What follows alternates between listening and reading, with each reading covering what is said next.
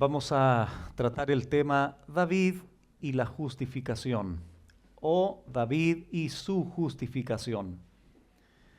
¿Qué dice Romanos 4 del 6 al 8? Dice lo siguiente: como también David habla de la bienaventuranza del hombre a quien Dios atribuye justicia sin obras, diciendo: bienaventurados aquellos cuyas iniquidades son perdonadas y cuyos pecados son cubiertos. Bienaventurado el varón a quien el Señor no inculpa de pecado. Si yo te preguntara, hermanos, de manera personal me refiero, de manera individual, si yo te preguntara ahora mismo, ¿qué cosas en esta vida te traen gozo o te han traído gozo? ¿Qué cosas en esta vida que recuerdas son la causa de alguna alegría, de alguna felicidad? A lo mejor alguien me diría: bueno, pastor, yo recuerdo cuando me gradué de la universidad. Fue un gozo tan lindo que experimenté. Otro podría decirme: bueno, pastor, yo me acuerdo ese momento tan lindo, tan único, cuando fui papá. La esposa podría decir: yo, pastor, cuando fui mamá por primera vez, o segunda o tercera vez, el gozo que experimenté por tener ese bebé en mis brazos es indescriptible. Otro hermano podría decir: bueno, la causa de gozo para mí, pastor, es cuando un día recibí un llamado del jefe y me comunicó un ascenso importantísimo en el trabajo, y eso trajo también como consecuencia el aumento de sueldo, casi el triple, pastor. Eso fue una alegría tan grande para mí.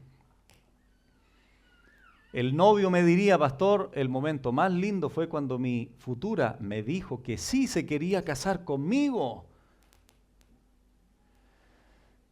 Y así, hermanos, podríamos mencionar, o tú podrías mencionar, todo tipo de causas por las cuales has experimentado gozo en tu vida. El punto es que cuando yo observo el texto, no puede haber gozo más grande para el creyente de manera permanente, por una razón muy sencilla. ¿Saben cuál es? Cristo me perdonó.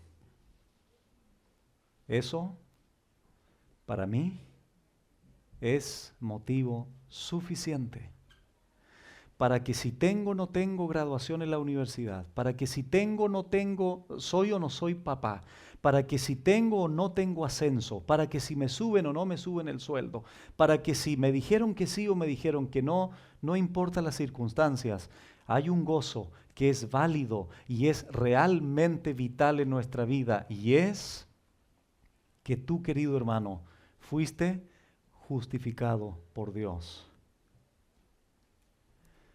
Por eso aquí el apóstol Pablo menciona varias veces bienaventuranza o bienaventurado. Esa bienaventuranza la experimentó Pablo, esa bienaventuranza la experimentó también David.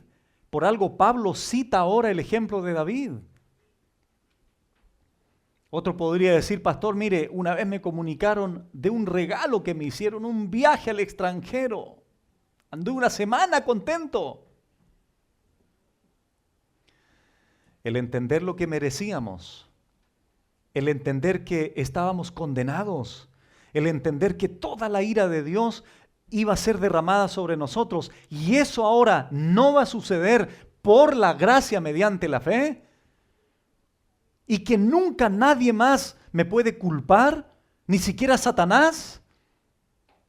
Esas son verdades, hermanos, que debieran mantener el gozo del creyente de manera permanente, de manera eterna, de manera continua.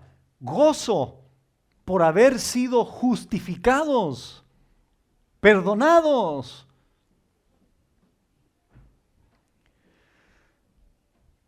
¿Qué hizo el apóstol Pablo en Romanos capítulo 4? Para poder ejemplificar la doctrina de la justificación por la fe, trae sobre la mesa a un hombre llamado Abraham.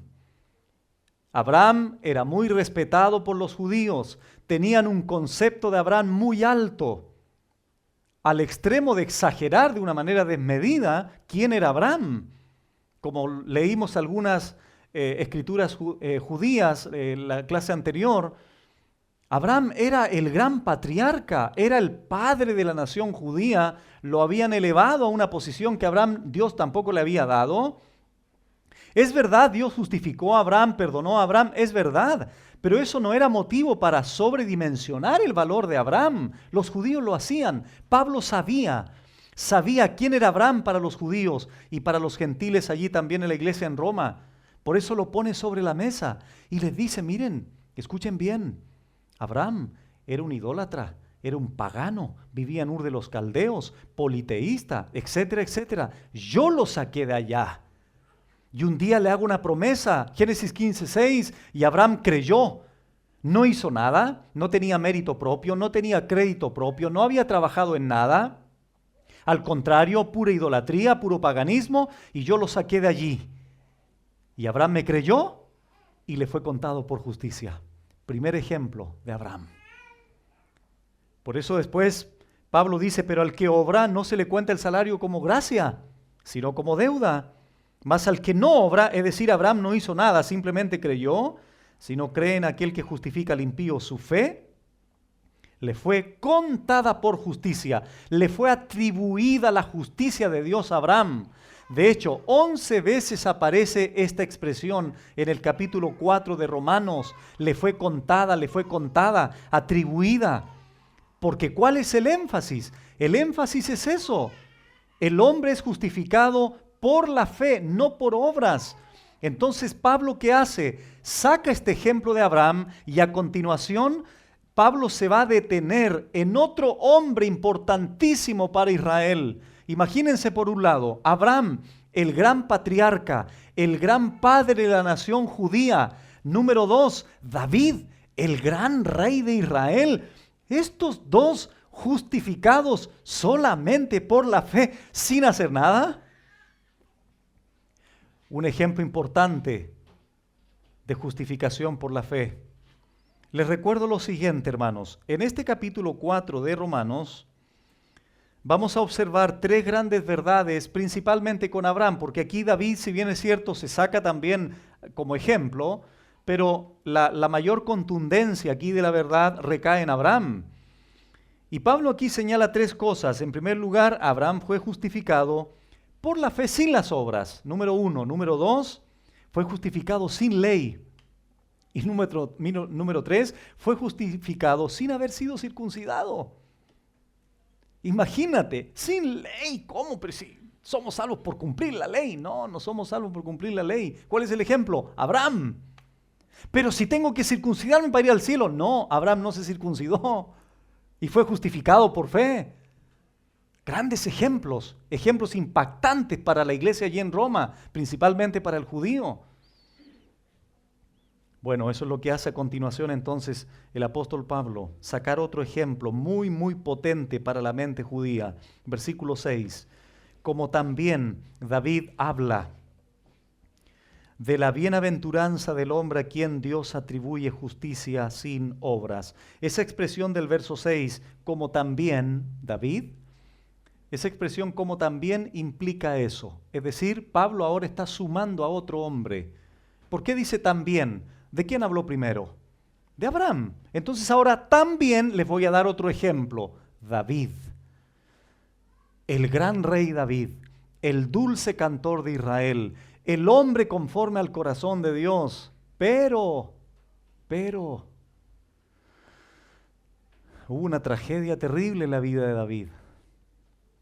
Como lo vamos a analizar, para que tenga mayor significado la justificación de David. Como también entonces, David habló de la bienaventuranza del hombre, a quien Dios le atribuye su justicia sin obras. Es decir, la felicidad aquí, la bienaventuranza aquí, la dicha aquí, está íntimamente relacionada con la operación de la gracia de Dios Entonces Pablo dice, como también David habla. Es decir, David también enseñó este punto. David experimentó también la atribución de la justicia de Dios a su persona. Por eso Pablo dice, como también David habla, como también David enseña. ¿Qué cosa? De la bienaventuranza del hombre a quien Dios atribuye justicia sin obras. Esta palabrita atribuye, lo repito, es la imputación de la justicia de Dios, que en definitiva es el punto, es el argumento, es el desarrollo de la idea del apóstol Pablo. Anteriormente Pablo habló de Abraham. A Abraham se le atribuyó justicia, no tenía justicia inherente, la justicia que se le imputó no era de él, era externa a él. Y ahora David también confirma, o Pablo lo utiliza para confirmar esta bienaventuranza. Abraham, un pagano, repito, de Ur de los Caldeos, él lo saca de allí. Y el argumento de Pablo entonces comienza a desarrollarse de la siguiente manera. Tanto Abraham como David fueron hombres paganos, impíos, pecadores. Pero al mismo tiempo no dejaban de ser los hombres más importantes para el judaísmo. Por eso tenía relevancia y mucho significado el hecho que Pablo los colocara como ejemplo a Abraham y a David. Dios mediante, o por gracia mediante la fe, al igual que cualquier persona hoy día, les atribuyó su justicia. Colocó a su cuenta la justicia de Dios. Para refrescar la memoria, ser justificado desde el punto de vista bíblico es una declaración de Dios, es una declaración divina en el tribunal de Dios de lo siguiente: hay un impío, hay un pecador, hay un transgresor de la ley que ha violado la ley de Dios, merece la condenación, merece el fuego eterno, etc. Pero ese impío cree, ese impío confía en el sacrificio de Cristo. ¿Qué hace Dios? Lo declara justo, quita la culpa. La pena del pecado, que es la muerte, ya no es para él efectiva. ¿Por qué? Porque Dios ha declarado que ese pecador, en razón de haber creído en Dios, ahora es declarado justo. La justicia de Cristo le es puesta a la cuenta de ese impío. Y aunque seguimos siendo pecadores en la práctica, aunque seguimos manteniendo la naturaleza caída, hay una declaración de justicia. Dios nos ve como si fuéramos su Hijo Jesucristo. Nos ve como si nunca hubiésemos violado la ley, al igual que su Hijo. Entonces la cuenta de mis pecados fueron puestos en la vida de Cristo, y su justicia fue puesta a mi cuenta, o en el contexto inmediato, fue puesta en la cuenta de Abraham y fue puesta en la cuenta de David. Jesucristo vivió y guardó perfectamente la ley. Cuando soy justificado por Dios, yo también viví perfectamente la ley. Yo también nunca violé la ley, viví de manera perfecta. En la práctica, no, sino por haber creído, Dios me trata como si nunca hubiese violado la ley. Esa es la justificación. Y esta es la gloriosa bienaventuranza de la cual habló David y que dice el apóstol Pablo. ¿Y qué hace el apóstol Pablo? Una vez que introduce aquí el ejemplo de David, como también David habla de la bienaventuranza del hombre a quien Dios atribuye justicia sin obras, diciendo, y del verso 7 en adelante, hermanos, ¿qué hace el apóstol Pablo aquí? Citar el Salmo 32, eso lo vamos a ver al final. Pero estas palabras del versículo 7 al 8 son extraídas del Salmo 32, versículo 1 y 2. ¿Y qué es lo relevante de esto, hermanos? Lo siguiente. El Salmo 32, el rey David lo escribió en un momento muy, muy especial. Vamos a ubicarnos en contexto para poder entender estas palabras que cita Pablo del Salmo 32. Vamos al segundo libro de Samuel. Segundo libro de Samuel, capítulo 12. David había pecado contra Dios, había pecado contra Urías Eteo, había pecado con Betsabé, intentó ocultar su pecado David, y como no funcionó, asesinó a Urías Eteo, y pasó aproximadamente como un año. ¿Y Dios envió a quién? Al profeta Natán. Y esto es lo que voy a leer a continuación. En ese contexto estamos. Segundo Samuel 12, versículo 12. Aquí Natán le explicó una ilustración a David de unas corderitas, y David se levanta y dice, ese hombre debe morir. Aquí Natán estaba confrontando a David por su pecado. Había pecado ya con Betsabé y había pecado en este caso por el homicidio de Urías Eteo, esposo de Betsabé. Y había pasado, repito, aproximadamente un año. Por eso después en el Salmo 32 dice que mientras callé, mis huesos envejecieron. Hay cosas interesantes que vamos a aprender hoy día. Bueno, segundo Samuel 12, versículos 12 y 13. Aquí Natán le dice esto a David, porque tú lo hiciste en secreto. El pecado se está refiriendo a David. Mas yo haré esto delante de todo Israel y a pleno sol. Una vez que David fue confrontado por el profeta Natán, ¿qué dijo David a Natán? ¿Cómo le responde a Natán? Pequé contra Jehová.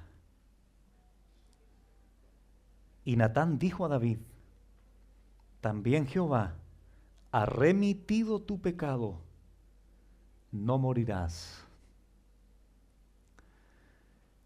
Esto que dice aquí David, después lo menciona en el Salmo 32, que es de donde Pablo se toma para explicar la justificación también en la vida de David. Pero el Salmo 32 lo vamos a ver al final. Regresamos a Romanos, es solamente para que queden allí con esa idea preliminar.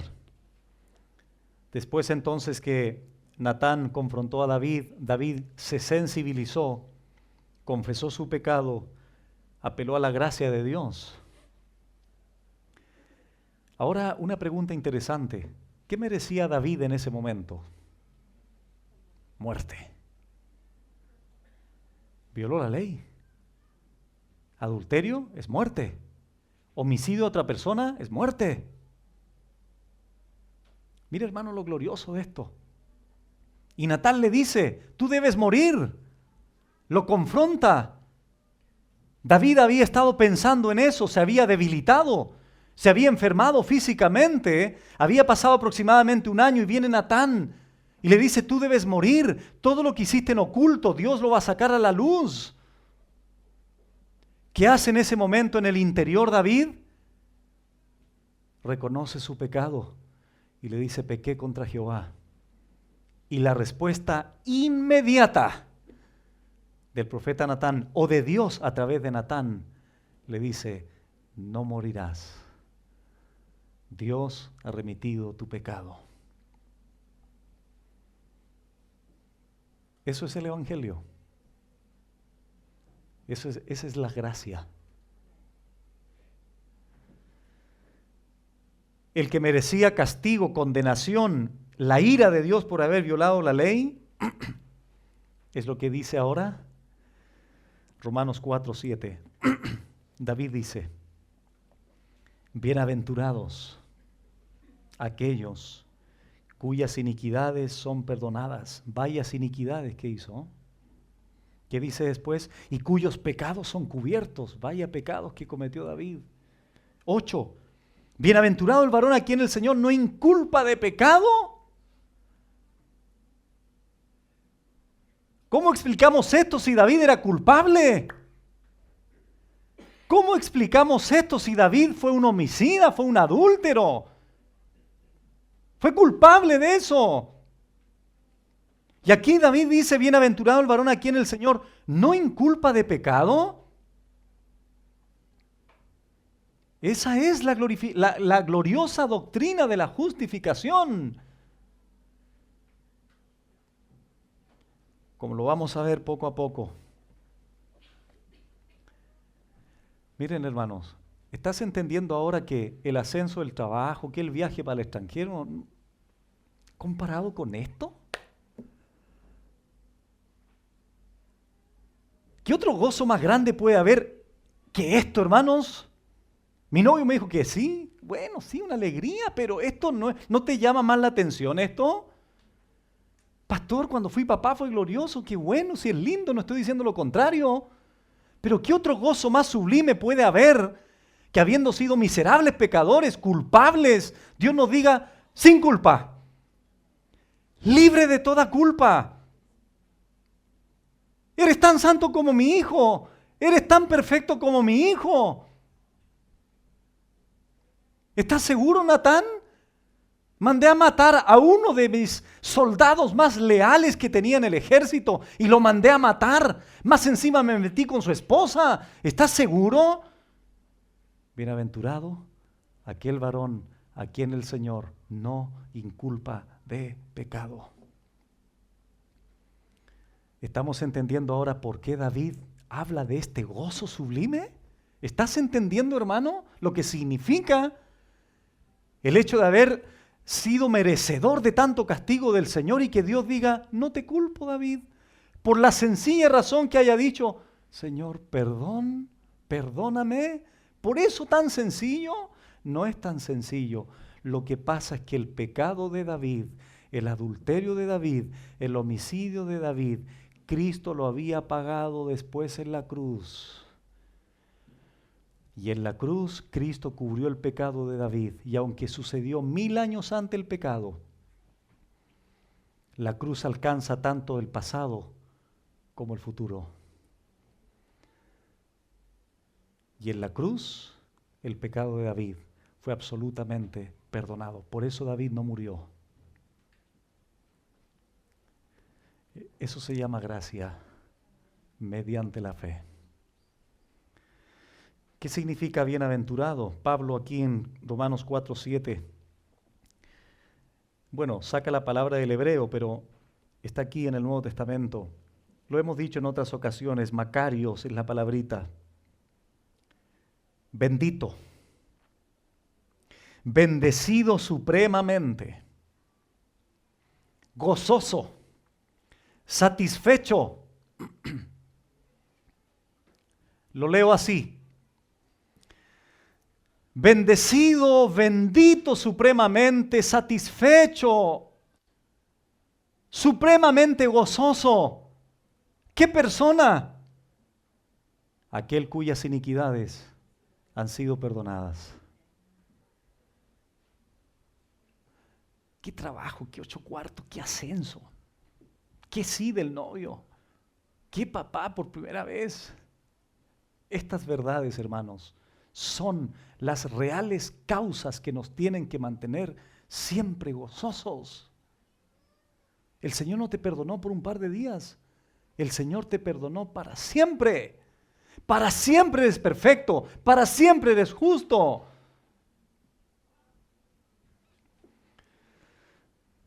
Esta palabrita, bienaventurados, habla de tener una condición favorable delante de Dios en virtud de ser el objeto de su favor inmerecido.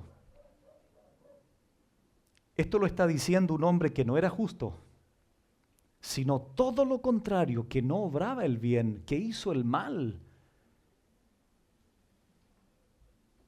Pero sus pecados e iniquidades eran evidentes en él.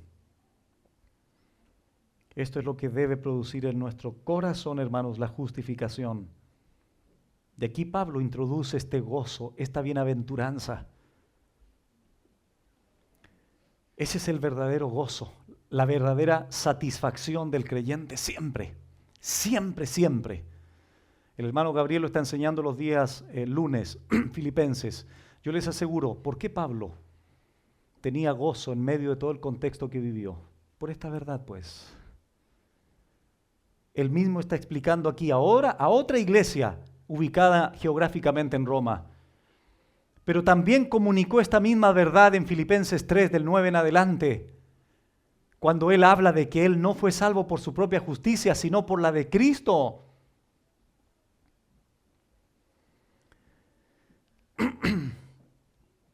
Aquí, hermanos, repito, debe estar la verdadera causa de nuestro gozo, de nuestra satisfacción, de nuestra bendición. He sido perdonado por Dios. Lo voy a leer en versión falsos profetas. Me gustaría mencionar unos cuantos aquí, pero ustedes entienden a quién me refiero. Ellos dicen, bienaventurado el varón que tiene buena salud, porque si tiene mala salud, tiene una maldición. Bienaventurado el que tiene riquezas. Bienaventurado el que tiene fama. Bienaventurado el que es un campeón. Bienaventurado el que es próspero económicamente. Barbaridad tras barbaridad. Vengo al texto bíblico y Pablo dice, dichoso, bendito, satisfecho, feliz el que ha sido perdonado por Dios, con salud o sin salud, con plata, sin plata, con prosperidad, sin prosperidad, con salud, sin salud, enfermo o no enfermo. Este es el verdadero gozo, la verdadera bienaventuranza de todo aquel que ha creído en el Señor y que Dios lo ha justificado.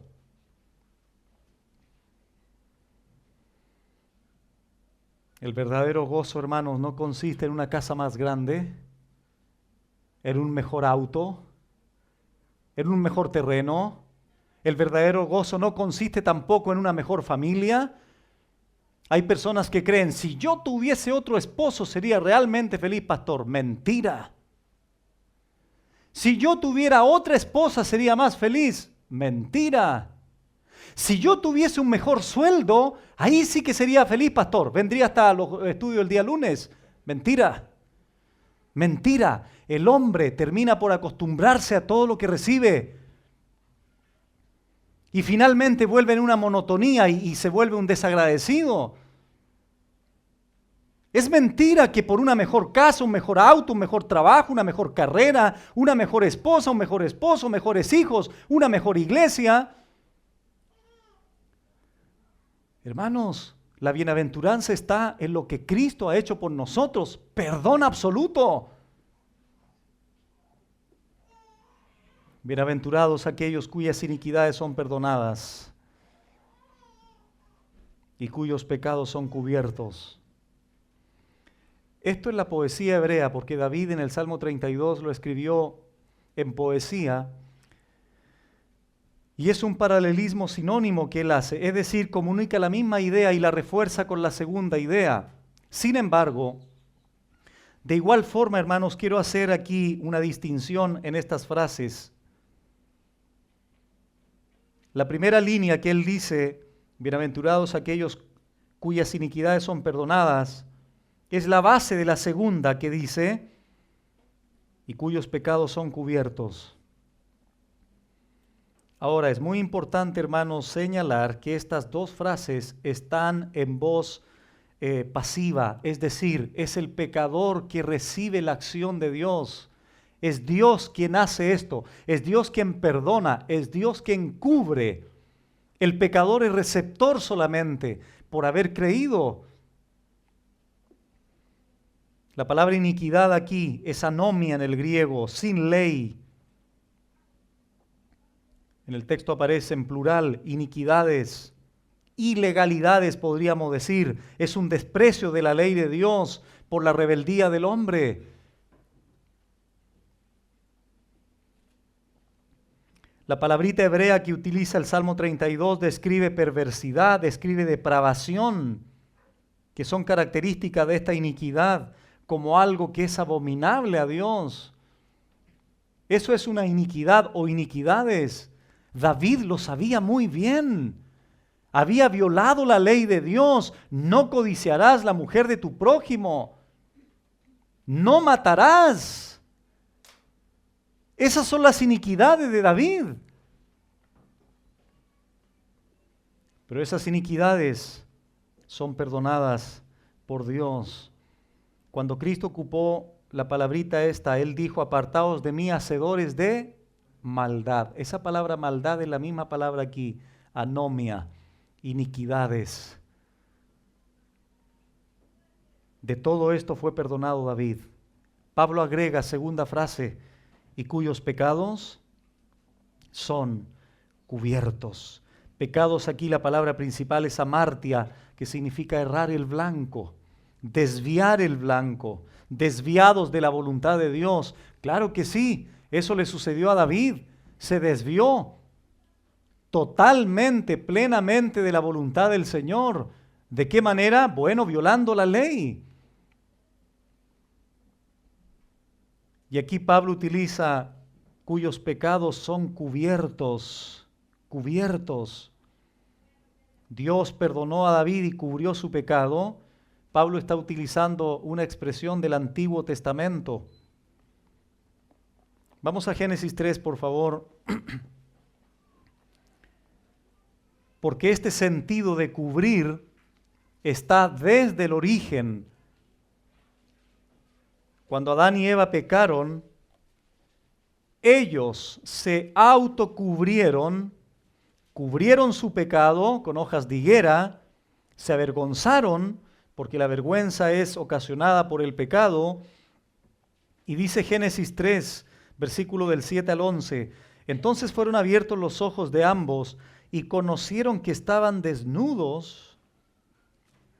Entonces cosieron hojas de higuera y se hicieron delantales. ¿Con qué propósito? Para cubrirse, pero para ellos cubrirse. Versículo 8, y oyeron la voz de Jehová Dios que se paseaba en el huerto al aire del día, y el hombre y su mujer se escondieron de la presencia de Jehová Dios entre los árboles del huerto. Mas Jehová Dios llamó al hombre y le dijo: ¿dónde estás tú? Y Adán le respondió: oí tu voz en el huerto y tuve miedo, atención con esto, porque estaba desnudo y me escondí. Versículo 11. Y Dios le pregunta a Adán: ¿quién te enseñó, Adán, que estabas desnudo? ¿Has comido del árbol de que yo te mandé que no comieses? Y el hombre respondió: la mujer que me diste por compañera me dio el árbol y yo comí. Adelantémonos al versículo, por favor, 21. ¿Qué hace Dios ante esta acción de Adán y Eva? Versículo 21. Y Jehová Dios hizo al hombre y a su mujer túnicas de pieles y los vistió o los cubrió. Pero antes de cubrirlos, ¿qué palabrita aparece antes de cubrir su pecado? Antes de vestirlos. Pieles. Es decir, aparece aquí un animal. Dios, ¿qué hace? Antes de cubrirlos, derrama sangre de un animal, saca la piel del animal y los cubre. Cubre el pecado de Adán y Eva. Fuera las hojas de higuera, fuera la religión del mundo, fuera la obra de ustedes, fuera el trabajo de ustedes, fuera lo que ustedes hicieron, fuera tus obras, Adán y Eva. Yo no cubro de esa manera, yo no perdono de esa manera. ¿De qué manera perdona, Señor? Noten esto: sacrifico un animal, derramo sangre y con esas pieles los cubro a ustedes. ¿Qué dijo David? Bienaventurado varón cuyas iniquidades y cuyos pecados son cubiertos. David, ¿cómo fue cubierto? Por la sangre derramada, no del Cordero del Antiguo Testamento, sino del verdadero Cordero de Dios en la cruz que quita el pecado del mundo. Vamos a Zacarías.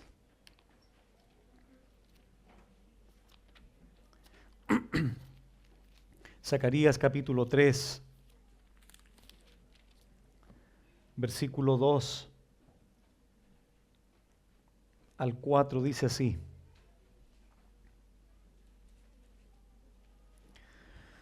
Zacarías 3, aparece un personaje aquí llamado Josué. No es el Josué que entró a la tierra prometida, es otro Josué. Dice Zacarías 3, 2 en adelante, 2 al 4. Y dijo Jehová a Satanás: Jehová te reprenda, oh Satanás, Jehová que ha escogido a Jerusalén te reprenda. ¿No es este un tizón arrebatado del incendio? Y Josué estaba vestido, noten, tenía una vestidura, tenía una cubierta Josué, de vestiduras viles. Y estaba delante del ángel. Y habló el ángel y mandó a los que estaban delante de él, diciendo: quitadle esas vestiduras viles. ¿A quién? A Josué. Quítenle esas vestiduras, quítenle esas cubiertas que son viles.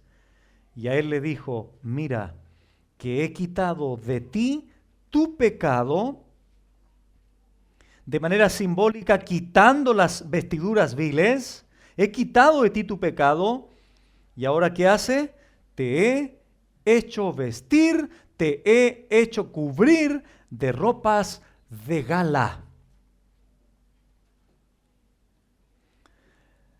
Las ropas de gala aquí se refieren a la vestimenta del sumo sacerdote, que eran vestiduras esplendorosas, minuciosamente, detalladamente confeccionadas.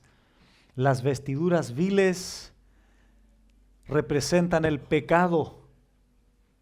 Las vestiduras de gala representan cuando Dios hace la obra de salvación.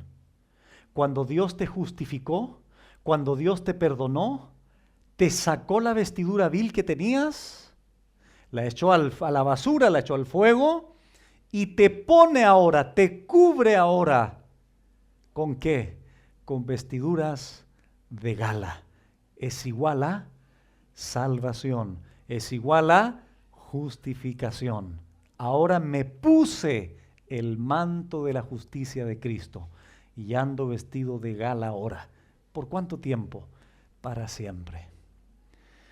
¿Por qué razón para siempre? Vamos a Hebreos 9.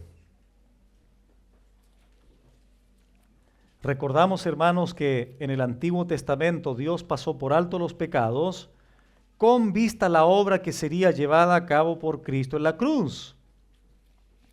Sin embargo, hecha ya la ofrenda de Cristo mismo por los pecados, estos ya no son cubiertos, sino quitados, separados totalmente del pecador que cree. Y esto lo dice en Hebreos 9, del 24 al 26. Noten ustedes lo siguiente: porque no entró Cristo en el santuario hecho de mano, figura del verdadero, sino en el cielo mismo, para presentarse ahora por nosotros ante Dios, y no para ofrecerse muchas veces, como entra el sumo sacerdote en el lugar santísimo cada año con sangre ajena.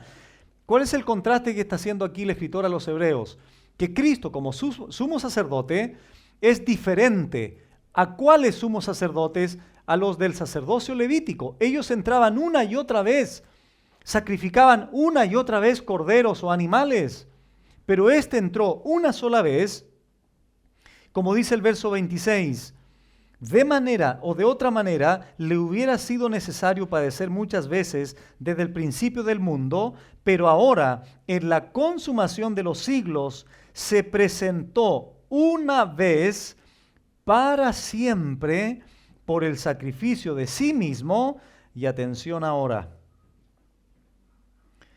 no dice para cubrir, ¿qué dice ahora? Para quitar de en medio el pecado. David dice, bienaventurado aquel cuya iniquidades y cuyas transgresiones son cubiertas, pecados son cubiertos. La Biblia dice que con el sacrificio de Cristo los pecados son quitados. Por eso dice Hebreos 10 al ladito, hermanos, Hebreos 10, 17. Lo siguiente, y nunca más me acordaré de sus pecados y transgresiones. Nunca más.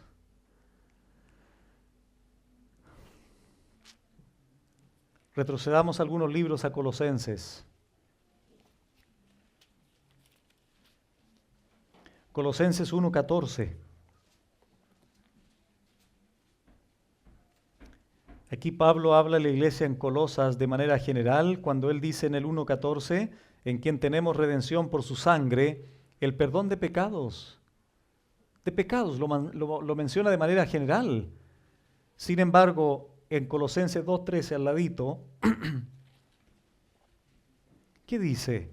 Y a vosotros, estando muertos en pecados y en la incircuncisión de vuestra carne, os dio vida juntamente con él, perdonándoos. ¿Cuántos pecados? Todos los pecados.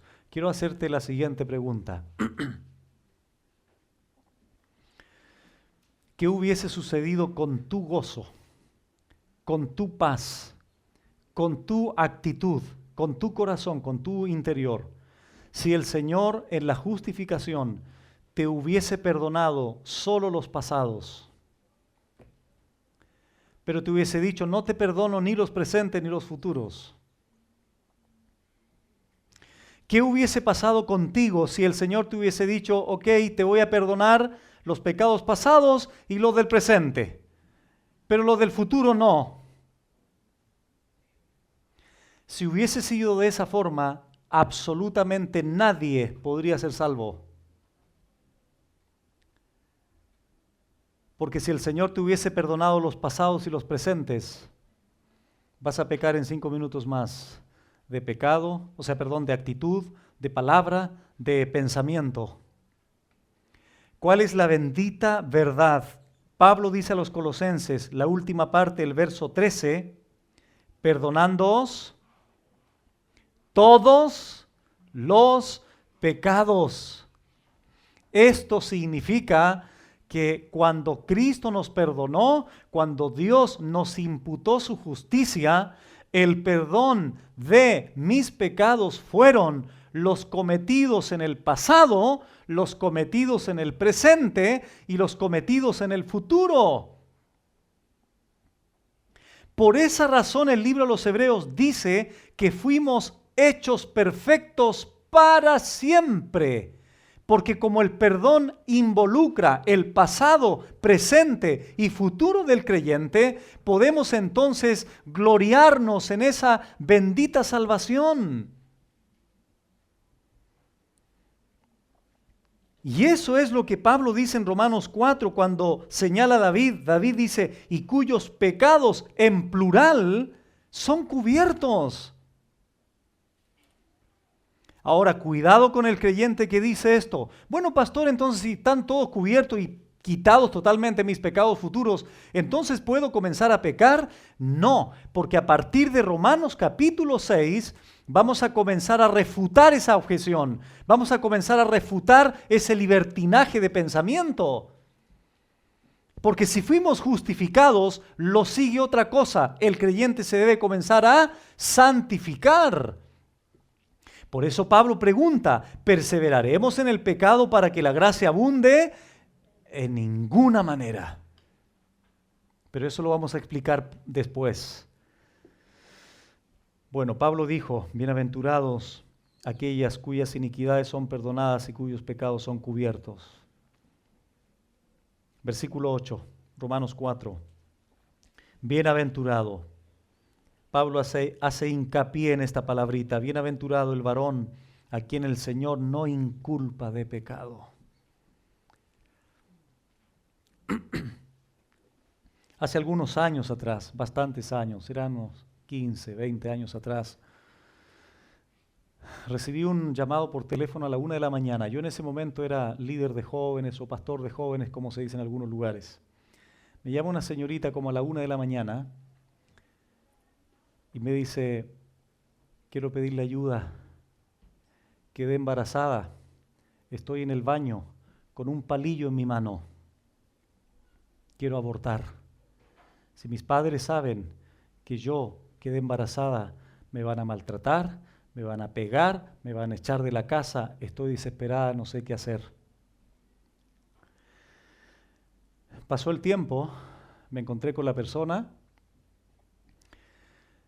y una de las cosas que me dijo es lo siguiente: la culpa es algo que no me puedo quitar de mi mente, de mi corazón, no puedo dormir. Es una carga, es un peso que tengo. ¿Cómo puedo salir de esa culpa? David dice, siendo adúltero, siendo homicida, él dice, dichoso, feliz, que aunque fui un adúltero, un homicida, no tengo culpa alguna. Qué impresionante, hermanos. Le hablé del Evangelio, desde luego, a esta persona. Pero ¿cuál es la bendita verdad en nosotros? ¿Tú te acuerdas lo que eras antes? ¿Te acuerdas de los pecados que has cometido siendo creyente? Se aplica la misma verdad. Yo soy un feliz, soy un hombre gozoso. No porque me invitaron a Estados Unidos a predicar. Soy un hombre feliz porque siendo lo que era, hoy día no tengo culpa. No hay culpa. Hay una paz. Siendo miserable, siendo merecedor de la ira de Dios. Ahora puedo decir como David, bendito Señor, bendito eres. Soy un hombre satisfecho, un hombre pleno, un hombre gozoso, un hombre lleno de paz. Fui cruel, pecador, transgresor, un inicuo, un impío. Y ahora puedo decirles a otros, por más pecadores que sean, las mismas palabras de Pablo, las mismas palabras de David. Ese es el verdadero gozo, esa es la verdadera dicha. Esa es la verdadera satisfacción del creyente. En Él no tenemos culpa. Dios no nos inculpa. ¿Por qué? Porque nuestra culpa la llevó Cristo en esa cruz.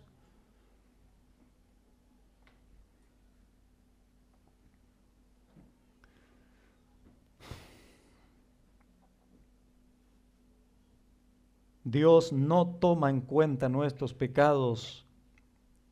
Nos trata como si no hubiéramos hecho nada. Lo mismo que pasó con Natán y David. David, tienes que morir. Pequé contra Jehová. Perdón, confieso mi pecado. No morirás. Así de automático, así es. Una vez una persona también me dijo exactamente lo mismo. No sé si había abortado como 2 o 3 veces. ¿Habrá perdón para mí? Si le he quitado la vida a 3 de mis bebés. ¿Qué le dirías? Bienaventurado el varón a quien Dios no inculpa de pecado.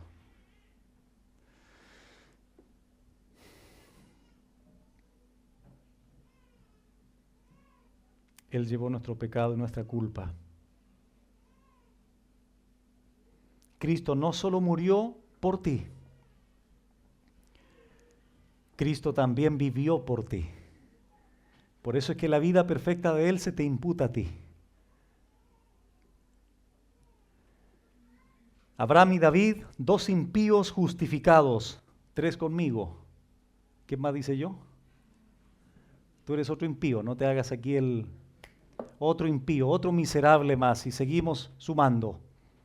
Eso es lo que somos. Por esta razón, el creyente tiene que mantener durante toda su vida de fe esta verdad en su mente. Fui perdonado, fui perdonado. ¿Cómo no voy a servirte, Señor? ¿Cómo no voy a venir a la iglesia? ¿Cómo no voy a servirte? ¿Cómo no voy a conocer tu palabra? ¿Cómo no voy a venir a orar? ¿Cómo no voy a venir a estudiar la Biblia para conocerte, Señor, más de lo que tú has hecho por mí? Como dice la canción, eres un Dios que ni siquiera puedo imaginar. Eres más grande de lo que puedo imaginar. Ahí está la gloria de Cristo en la Biblia. En cada estudio vemos su gloria, la gloria del Señor, la gloria de su perdón, la gloria de la salvación, la gloria de la justificación. Abraham fue declarado justo porque le fue contada su fe por justicia. David lo fue también porque Dios perdonó su pecado. En ambos casos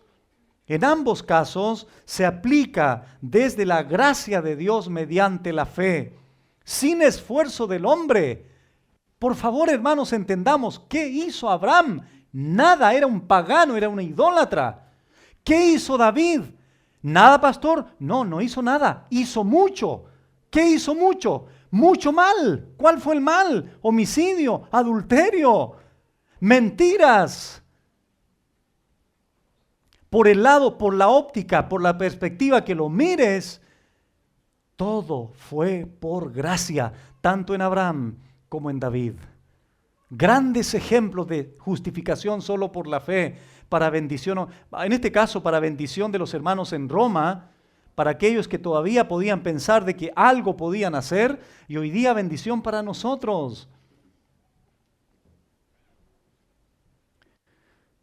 Conclusión, leamos el Salmo 32. Dicho todo lo anterior, mira qué lindo va a ser leer el Salmo 32 ahora.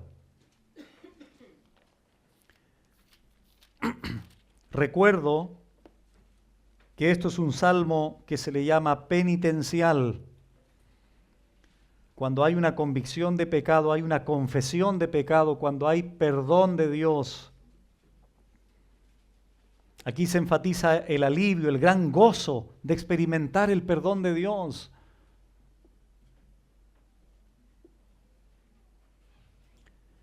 Recuerdo brevemente, ¿cuándo se escribió este Salmo 32?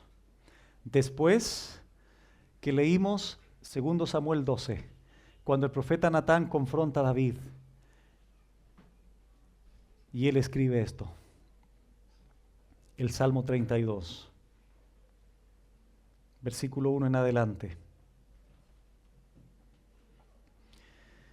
Bienaventurado aquel cuya transgresión ha sido perdonada y cubierto su pecado. Bienaventurado el hombre a quien Jehová no culpa de iniquidad. Esto es lo que Pablo saca de aquí y lo introduce en su enseñanza de Romanos 4. Aquí hay tres palabritas: transgresión, pecado, iniquidad. Y en cuyo espíritu no hay engaño. ¿Por qué David dice esto? Bueno, porque una vez que confiesa su pecado, una vez que confiesa su transgresión, su pecado, su iniquidad, ya no hay engaño en él. ¿Cuándo hay engaño en nuestro corazón? Cuando guardamos nuestros pecados y no los confesamos. ¿Qué le sucedió a David después que pecó? Le sucedió algo, versículo 3, mientras callé. ¿Qué significa esto? Después que cometió el pecado, guardó silencio, lo guardó en secreto. Por eso Natán le dice, lo que hiciste en oculto, Dios lo va a sacar a la luz. Mientras callé, ¿qué le sucedió a David? Mientras callé tenía una paz tan grande, dice David. Mientras callé, el gozo me inundó el corazón. ¿Qué le sucedió a David? Mientras callé, se envejecieron mis huesos en mi gemir todo el día. Eso pasa cuando no hay confesión de pecado. Eso repercute en tu vida biológica. Hay desánimo, hay angustia, hay poca fuerza, hay un gemir, hay una expresión de dolor, hay una expresión de desesperación. No hay dónde meterme, no hay qué hacer. Versículo 4. Porque de día y de noche, es decir, la conciencia está ahí, constantemente, golpea, golpea, golpea. Hermanos, un verdadero creyente, eso sucede cuando pecamos, día y noche, está ahí, golpea, no estás tranquilo. Eso le pasó a David. Porque de día y de noche se agravó sobre mí tu mano. Ese es el peso, esa es la carga del pecado.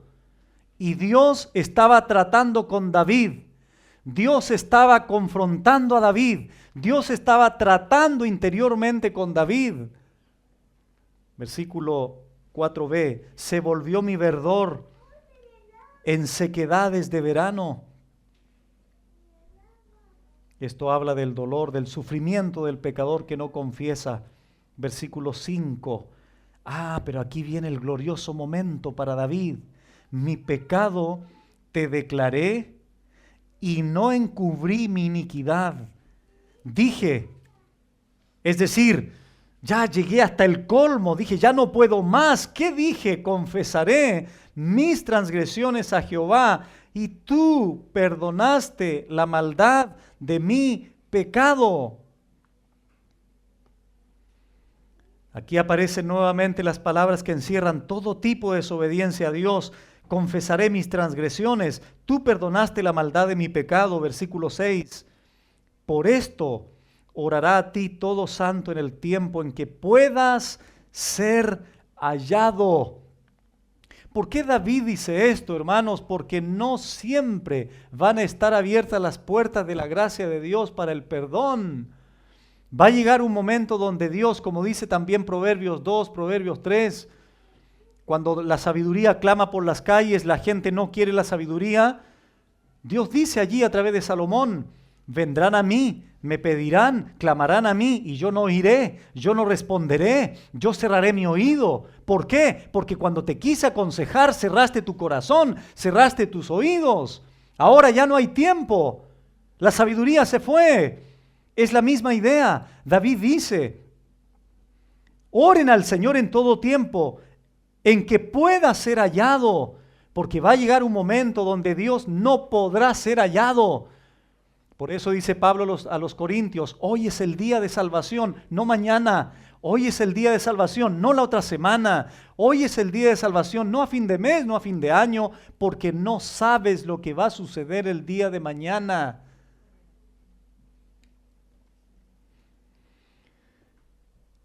El pecado, hermanos, debe confesarse rápidamente. Nunca atesoremos, nunca abracemos el pecado, hermanos, por tiempo. No lo hagas. Debiéramos recurrir, debiéramos socorrernos en las plantas del Señor lo más rápido posible una vez que pecamos. Por eso la confesión de pecado debe ser un ejercicio continuo en el creyente. Debe ser un estilo de vida en el creyente, la confesión. ¿Sabes por qué no confiesas tus pecados permanentemente? Porque crees que no pecas. Te tengo malas noticias, hermano. Pecas a cada rato, lo que pasa es que por tu ignorancia de la Biblia no sabes en qué pecas. Pero hay tantos pecados que cometemos en el día y llegamos en la noche y nos acostamos como si todo estuviera bien. Todo no está bien. Tenemos que pedirle perdón al Señor. Cometiste una falta en el trabajo, mentiste a tu jefe, le diste un maltrato a tu esposa, le mentiste a tu esposo, no disciplinaste a tu hijo, viste un programa inadecuado, enviaste un mensaje que no debiste haber enviado, te metiste en una página que no debiste haberte metido. Pecamos todo el tiempo. Pero muchas veces vamos a la cama como si todo está bien y todo no está bien. ¿Has orado sin cesar en el día? No. Entonces pecaste, hermano. Porque el mandato es orar sin cesar, ¿no? Y si no lo haces, ¿qué es? Pecado. ¿Te arrepentiste en la noche de no haber orado durante el día? Eso es lo que apunta David aquí. Cuando peco, debiéramos ir, cuando Él puede ser hallado. Él ahora puede ser hallado, dice 1 Juan 1. Si hubiéramos pecado, confiesa tu pecado y nuestro abogado, el Señor, nos va a perdonar.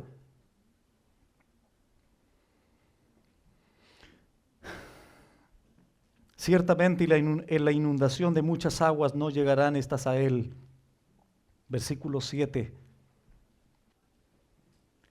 Tú eres mi refugio. Tú eres mi refugio. A ver, hermanos. Han habido momentos donde, pastor, cometí un pecado. Pastor, me equivoqué. Hermano, fuiste a las plantas del Señor y me llamas a mí.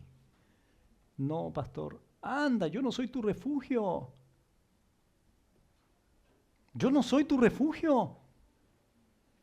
David dice clarito aquí, tú eres mi refugio.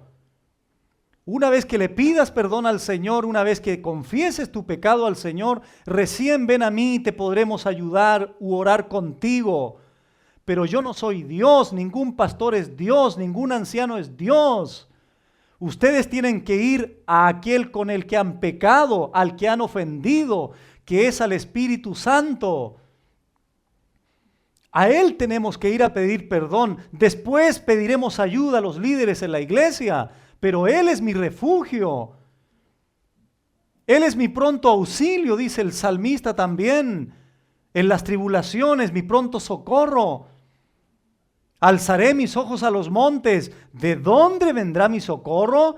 Del pastor viene mi socorro, del anciano viene mi socorro, del psicólogo viene mi socorro, de mi abuelita viene el socorro. Dice eso la Biblia. De mi pololo viene el socorro. Mi socorro viene de Jehová. Él es mi bendito refugio. Que aunque he pecado 3, 4, 5 veces, Señor, por favor, perdóname. Ya no sé ni siquiera qué decirte, Señor, he pecado 20 veces en lo mismo. Pero aquí estoy, Señor, para que tu gracia, para que tu perdón, una vez más, pueda restaurar mi comunión contigo. Tú eres mi refugio, dice David. Me guardarás de la angustia, con cánticos de liberación me rodearás. ¿Con cánticos? ¿Cómo que con cánticos? Bueno, porque el perdón de Dios es tan glorioso que ¿qué otra cosa podemos hacer más que cantar? ¿No te alegra el hecho de saber, hermano, cuando el Señor te perdonó todos tus pecados?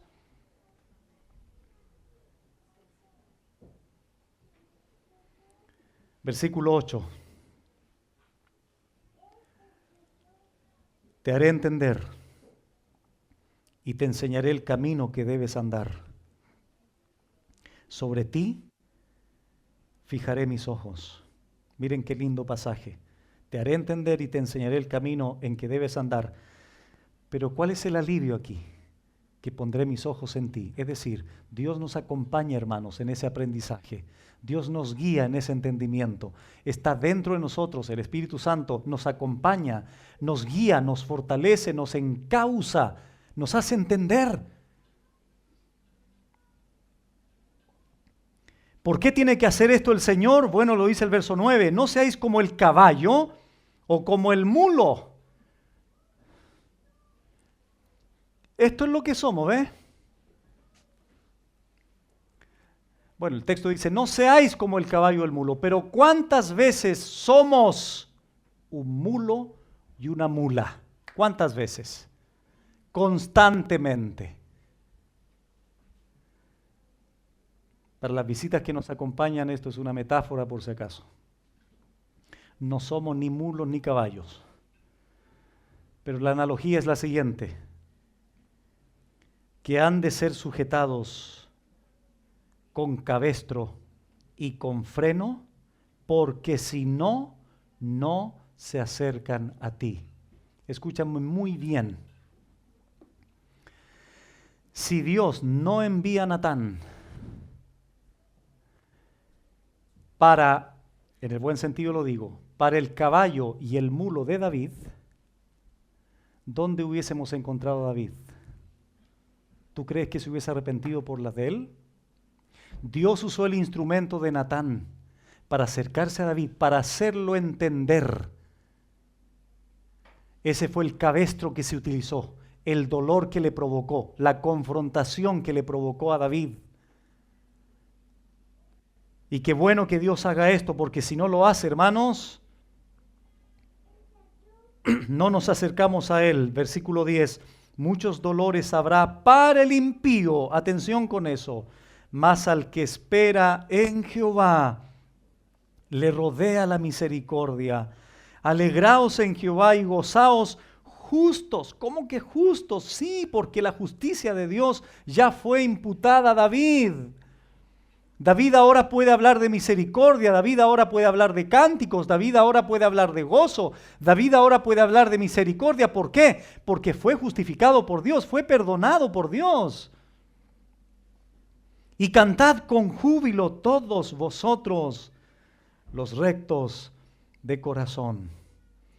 Estas personas son las que han recibido la gracia de Dios mediante la fe, el perdón de todos sus pecados, borrados completamente sus pecados, ya que ahora se le acredita la justicia de Dios. Esto nos hace cantar con júbilo, esto nos hace glorificar al Señor, esto nos hace alegrarnos, esto nos hace gozarnos, independiente las cosas, las circunstancias, los momentos, los eventos que puedan suceder en la vida. Pablo dijo, bienaventurados aquel hombre cuyas iniquidades son perdonadas, cuyos pecados cubiertos. Bienaventurado el varón a quien el Señor no inculpa de pecado. Bienaventurados, bienaventurados. Para poder recibir esta bienaventuranza de Dios, Cristo lo dijo de esta forma en Mateo 5. Bienaventurados los pobres en espíritu. Bienaventurados los pacificadores, bienaventurados los de limpio corazón, porque ellos verán a Dios. Bienaventurados los mansos. Bienaventurados sois cuando por mi causa, es curioso, os persigan, mientan, digan toda clase de mal contra vosotros mintiendo. Gozaos, gócense, porque grande es vuestro galardón en los cielos. El creyente no necesita galardones aquí. El creyente aquí necesita una cruz que se identifique con el Señor para que viva su vida para Él. Los galardones el Señor verá si nos da alguno cuando estemos con Él. Pero aquí en la tierra necesitamos una cruz, no galardones. Y ahí está la verdadera dicha del creyente. Dos impíos justificados como ejemplo de justificación por la fe. Y espero en el Señor que las personas que todavía no conocen al Señor puedan entender que solo en Cristo está la verdadera dicha, el verdadero gozo, pero no porque Él te vaya a dar trabajo, salud, prosperidad económica, etcétera, sino porque Él te ofrece en esta noche el perdón de todos tus pecados. ¿Qué debo hacer? Creer en el Evangelio, creer en la buena noticia y arrepentirte de tus pecados. No necesitas pagar una manda, encender vela a un santo, no necesitas ir a hacer alguna liturgia, hacer algún sacramento, necesitas confiar, creer en aquel que murió en tu lugar en aquella cruz. Arrepentirte, cambiar tu manera de pensar, dejar que la Biblia comience a moldear tus pensamientos, tu corazón. Y Él en esta noche promete perdonarte de tus pecados. Vamos a orar al Señor. Padre, gracias por tu palabra, Señor. Bendecimos tu nombre, exaltamos tu nombre, porque así, Señor, como justificaste a Abraham, así como David experimentó la dicha de ser justificado, de no haber sido inculpado en su pecado, nosotros hoy día, Señor, también disfrutamos de la misma bendición, del mismo gozo de haber sido justificados por la fe, no mereciendo, Señor, tu perdón, tu gracia, tu misericordia. Sin embargo, Señor, tú, por tu amor, por tu bondad, por tu benevolencia, por tu misericordia, Señor, determinaste salvarnos, perdonarnos todos nuestros pecados, regalarnos tu preciosa justicia.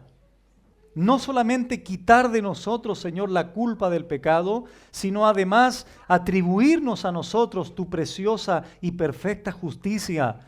Gracias, Padre bueno, por el regalo de tu Hijo Jesucristo para nosotros. Hoy estamos en Él, hoy somos aceptos en Él delante de ti. Gracias por estas verdades, Señor, nuevamente expuestas en esta tarde, en esta noche, a todos mis hermanos y aquellas personas que aún no te conocen, que no tienen esta bendita dicha de haber sido justificados. Yo te pido, Señor, que tu Espíritu Santo los convenza de su pecado, de la justicia tuya, del juicio que viene a este mundo, Señor, para que ellos puedan confiar en ti, creer en ti, arrepentirse de sus pecados y recibir la vida eterna, la salvación eterna, Señor, que no se recibe por méritos, ni por obras, ni por algún trabajo personal, porque ya dejaría de ser gracia, como dice Pablo. Señor, usa por favor tu palabra, que tu Espíritu Santo pueda traer vida a los cadáveres espirituales que puedan estar aquí en esta noche o que puedan estar escuchándonos en cualquier parte del mundo. Gracias te damos, Señor, por esta enseñanza y permítenos, Señor, vivir en esa bienaventuranza de manera continua y de manera permanente por lo que tú has hecho por nosotros, Señor, en esa cruz. A ti sea la gloria, Señor, en Cristo Jesús. Amén.